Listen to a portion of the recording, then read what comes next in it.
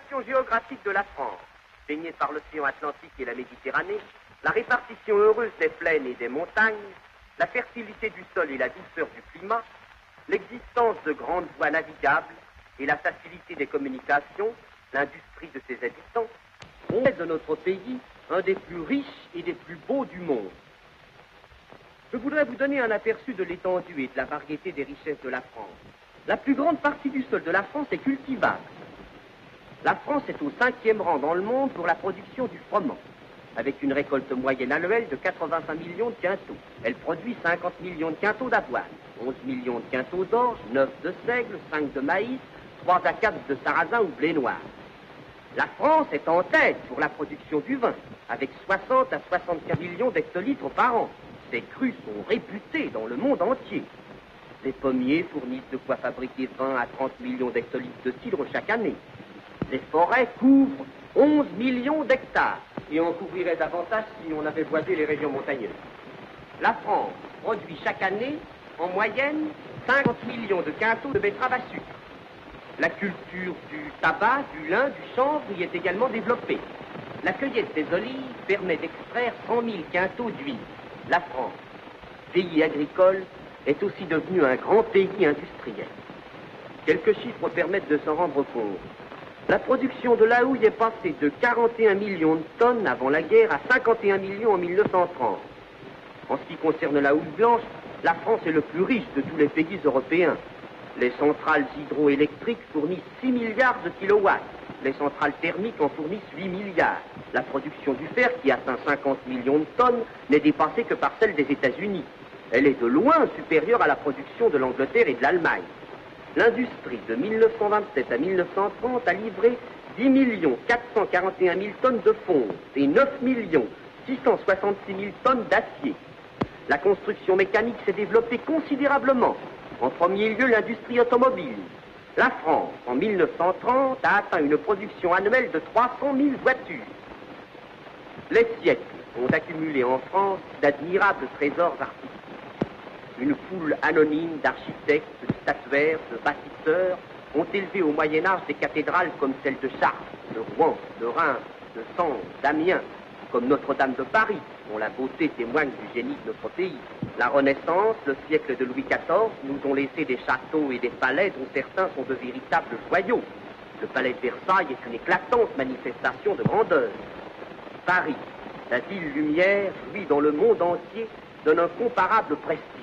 Le nombre et la beauté de ses monuments, la merveilleuse ordonnance de ses places, de ses avenues, de ses promenades, en ont fait la ville la plus aimée du monde. Son rayonnement artistique et intellectuel est sans égal. On peut dire que Paris est la capitale du luxe et de l'élégance. C'est à Paris que les couturiers, les modistes, les bottiers, les bijoutiers viennent chercher leurs modèles. La France est sans rival pour la haute mode. Les lingeries fines, les fleurs artificielles, la dentelle. La France est réputée pour ses industries de luxe. Les articles de Paris ont une renommée mondiale. Les robes, les chapeaux, les manteaux, les fourrures que vous pouvez voir à Longchamp, au Bois de Boulogne, aux Champs-Élysées, je pense que c'est quelque chose d'unique, d'incomparable. Évidemment, vous n'avez pas eu beaucoup l'occasion de vous en apercevoir. Mais un petit chapeau, un joli petit chapeau féminin, enfin, le chic parisien, c'est aussi une gloire de la France. Ah, nous prendrons la suite à la prochaine leçon. Nous verrons la pêche maritime, les voies de communication et l'industrie textile. Très importante, l'industrie textile, la soie française.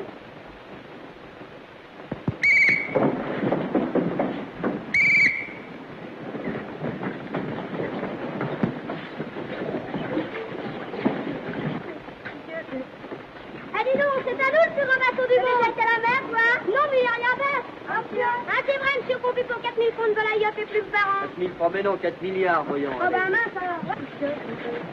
Oh ben.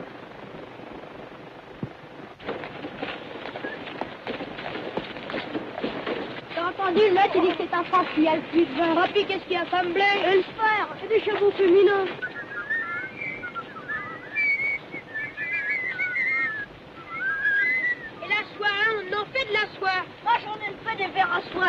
C'est ce que ça leur donne de la salade à bouffer. C'est pas vrai, tu confonds avec les escargots.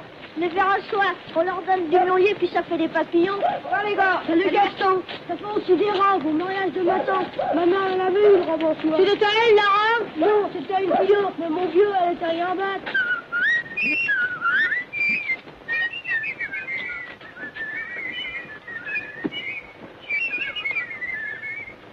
Et puis les châteaux, il y en a des châteaux. On a sur Philippe Foffol. Bien sûr que j'en ai vu 10. Moi j'en ai vu qu'un.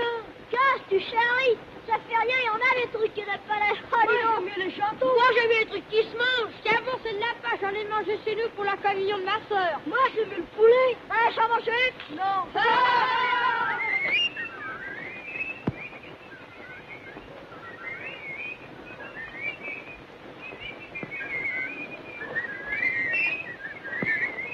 Allez, gars, j'en ai un. Ouais, attends.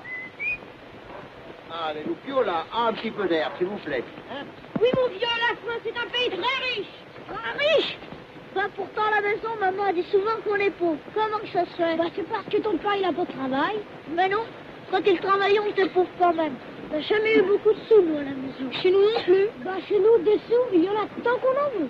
Tant qu'on en veut, combien il y en a? Hier, maman, elle a dit, j'ai encore 30 sous pour finir la semaine. Tu te rends compte, hein? 30 sous, ben, on doit la sauter chez toi. Voilà, les 4 milliards de volailles de plumes. Ah, tu sais tout ça? C'est aux riches. La France n'est pas aux Français, car elle est à 200 familles. La France n'est pas aux Français, car elle est à ceux qui la pillent. Mesdames, messieurs, venez avec nous, vous tous, jeunes, vieux, s'il vous plaît, suivez-nous. Ces gens qui sont vos ennemis, nous allons vous les montrer, ces ennemis de votre pays. Vous allez les voir évoluer. Camarades, regardez!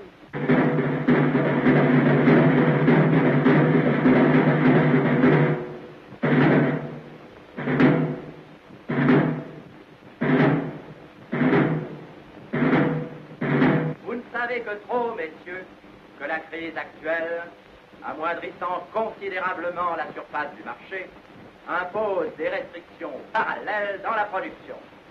Elle nécessite même la destruction de certains stocks qui encombrent le marché. C'est ainsi que la Société des Forges et Aciéries de Longancourt, que nous contrôlons, a dû procéder à une destruction de matériel. Ce n'est pas une innovation. Je ne vous apprendrai rien en vous rappelant que dans divers pays, on s'est vu contraint de se débarrasser de denrées alimentaires et de produits de première nécessité. Ces opérations ont déjà donné d'excellents résultats et ont contribué à l'assainissement du marché mondial. Aux États-Unis, on jette le lait. Ailleurs, on brûle le blé. On jette le café à la mer. Nous n'avons rien négligé pour réduire les sacrifices que cette période d'attente impose à nos actionnaires.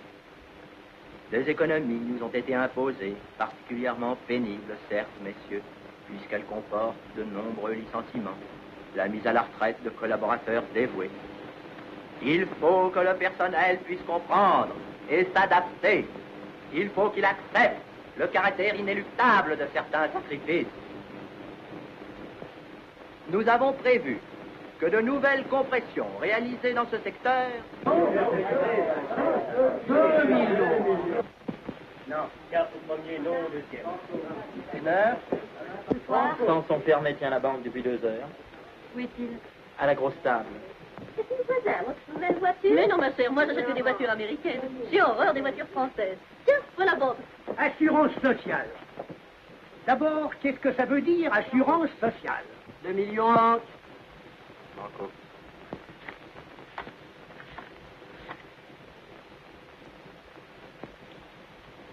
Huit. 9. Bon, j'ai perdu. Je vous enverrai un chèque. Attendez. 2 millions. Il nous faut procéder, messieurs, et cela de toute urgence, à une nouvelle compression provisoire du personnel et à un réajustement des salaires. Compression. Du travail et du pain, du travail et du pain, du travail et du pain, du travail et du pain, du travail et du pain, du travail et du pain, du travail et du pain, du travail et du pain.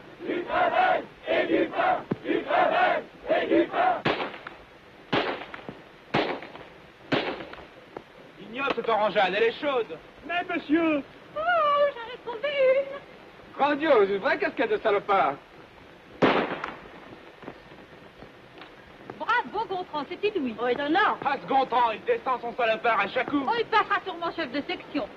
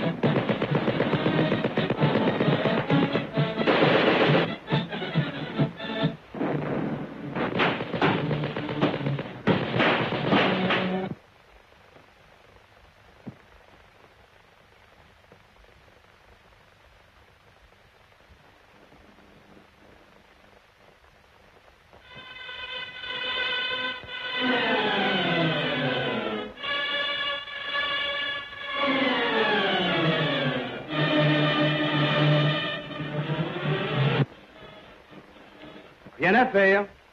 Si, il y a le Parti communiste.